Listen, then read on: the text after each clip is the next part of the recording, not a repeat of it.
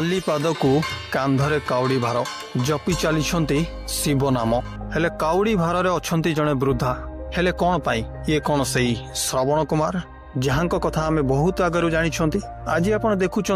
श्रावण रे श्रवण को निज जेजेमा को काउड़ी भार बोही नहीं चली निजर नाती टोका और नातुणी बहु जेजेमा करथिले मानसिक जदि नातीर गोटे पुओ हुए ताहेले से जीवे श्रावण रे महादेव ऊपर पानी ढालिबाकू बंधु आजिर समय निज बापा माँ को ठीक से कई पचारू नथिला बेले यारी भितर यह एक व्यतिक्रम निश्चित निज जेजेमा इच्छा को पूरण करने माने मातृशक्ति को सम्मान देवा बहु पुराना समय श्रवण कुमार निज बापा माँ को कांधरे बोही तीर्थ कराइथिले आज नाती आ नातुणी बहु जेजेमा को निज कांधरे धरी तांकर मानसिक पूरण करने को आगे आछंदे सतरे बंधु हेई पारे आजिर समाज रे यह एक व्यतिक्रम किछि कहि पारंते या को प्रहसन हेले यह होछि शिक्षणीय कटक गड़गड़िया घाट रे अनेक काउड़ियांक भितरे एमाने बारी हेई पड़ुतले पुरी जिलार पिपिली ब्लॉक रो 23 पुरु ग्रामर दंपति अर्जुन स्वाई और मामुनी स्वाई कटक गड़गड़िया घाटरू जल उठेइथिले आ तांको सहित थिले किछि संपर्कीय एहारी भितरे अर्जुन आ मामुनी जल नेबा सहित निज जेजेमा को बाहुंगी भार बोहिबा आरंभ करथिले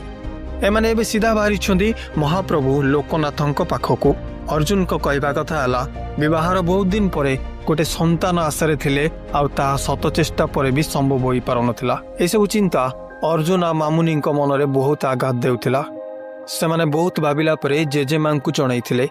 आ जेजेमा सेमानक पई प्रभु लोकनाथक पाखरे अली करथिले ए सबुर समाधान पाई आ शेष रे महादेवक आशीर्वाद रे अर्जुन आ मामुनी गोटे पुत्र संतान लाभ कले एहा परे थिला मानसिक पूरण करिवार बेल हेले ठीक यही समय जेजेमांकर शरीर असुस्थ थिला तांको शरीर बाधक साजिथिला महादेव पाखक जीवा पाई से समय अर्जुन आ मामुनी स्थिर कले जेजेमा को निज कांधरे बोही नेबा पाई कटक लोकनाथ प्राय 90 किलोमीटर हवा गया